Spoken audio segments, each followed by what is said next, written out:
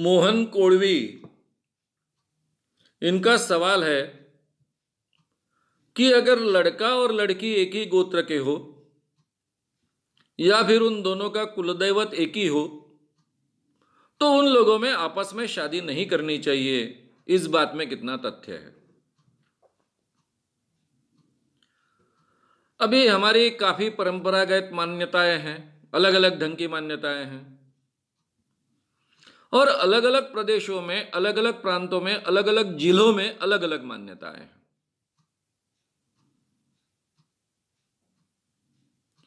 कई जगह नजदीक के रिश्तेदारों में शादियां होती है, यानी जैसे कि मामा की लड़की से शादी होना, यह आम बात। कई जगह महाराष्ट्र में भी खुद के सगे मामा के साथ में शादी होती है, यानी अगर बहन बड़ी है, बड़ी बहन को लड़की हुई, तो जो भी उसका छोटा भाई होगा वो छोटे भाई के साथ में ये लड़की की शादी करवा दी जाती है, और बचपन से वो हक की मानता है कि ये मेरी बीवी है, जबकि सगे बहन की वो बेटी होती है। उसी ढंग से कुछ मान्यता ऐसी है कि हमने दूसरे जाति में शादी नहीं करनी चाहिए। केवल जाति नहीं, सबकास्ट में भी हमने दूसरे शादी नहीं करनी चाहिए। और ये सबकास्ट में भी फर्क होते हैं। कुछ ऊंचे नाक वाले होते हैं, ऊंचे खानदान वाले होते हैं, कुछ लोगों की नाक उतनी ऊंची नहीं होती, यानी खानदान उतना ऊंचा नहीं होता है। तो ये अपने आप को ऊंचे खानदान वाले समझने वाले जो लोग हैं, जो रात दिन शराब पीकर भी गिरे पड़े रहते हैं, वो फिर नीचे खानदान वाले जो लोग हैं, जिनके यहां कोई शायद शराब भी नहीं पीता है, तो उनके साथ भी शादी नहीं करेंगे। अब ये ऊंची नाक वाले खानदान वाले कहां से पैदा होते हैं और नीची नाक वाले कहां से पैदा होते हैं, ये तो मेरे कभी समझ में नहीं आया। तो ये अलग अलग हमारे समाज में मान्यता है,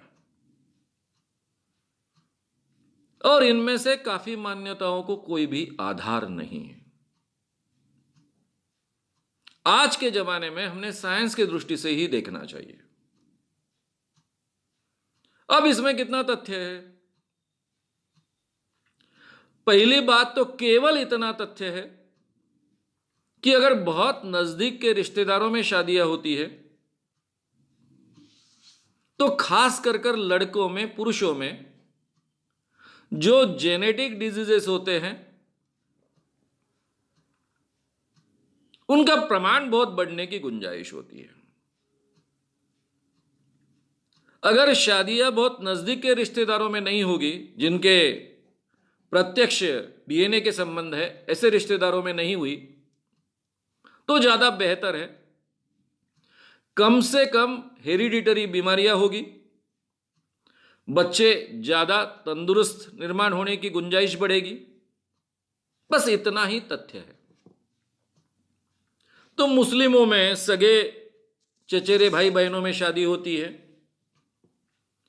वो भी इस साइंस के अनुसार गलत है।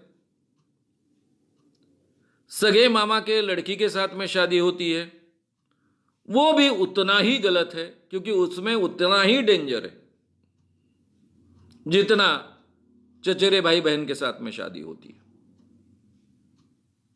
हेरिडिटरी बीमारियों का प्रमाण बढ़ने की गुंजाइश है। सगे मामा के साथ शादी होना, यह तो साइकोलॉजिकली भी और हेरिडिटरी भी गलत हो गया। मामा भांजी है, वो पहले अपने मामा को मामा समझती है और बाद में पति समझे। अब मामा तो बहुत नजदीक का होता है, मां के बराबरी का होता है। इतने नजदीक के व्यक्ति को पति बना ले, एकदम से रिलेशन बदल ले, यह भी भयानक बात है, यानी साइकोलॉजिकली भी भयानक बात है और शारीरिक अर्थ से भी भयानक है। यह एक जो नियम है कि बहुत नजदीक के रिश्तेदार जिनमें डीएनए की काफी समानताएं हो सकती है, जिनको हम ब्लड रिलेशन कहते हैं, वो छोड़कर दूर के रिश्तेदारों में शादी होना, या फिर बिल्कुल रिश्तेदार नहीं, ऐसे अलग अलग जातियों के लोगों में आपस में शादी होना, ये ज्यादा हेल्दी है। ये साइंस आज हमको पता है, बस उसी पर हमने ध्यान केंद्रित करना चाहिए। अब जिनका कुलदैवत एक है या फिर गोत्र एक है,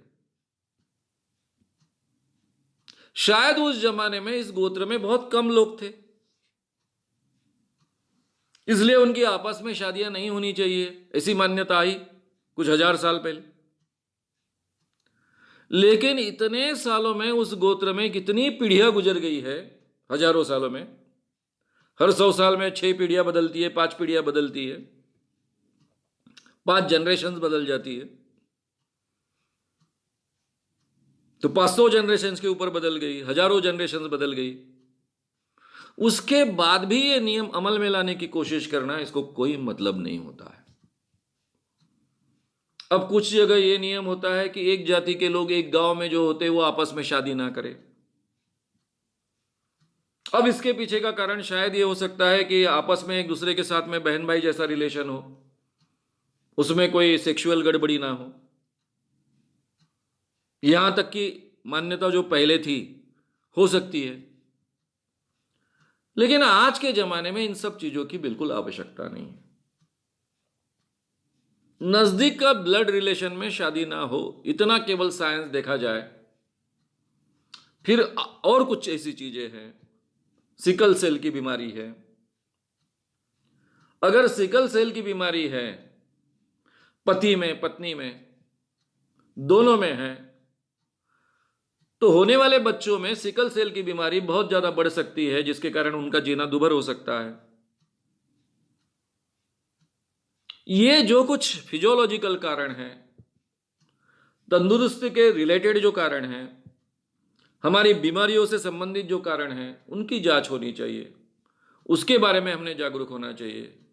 ये पुराने ढर्रे की जो बातें हैं कि एक गोत्र के होने के कारण शादी नहीं करनी चाहिए, एक कुलदैवत होने के कारण शादी नहीं करनी चाहिए, इन बातों में कोई तथ्य नहीं।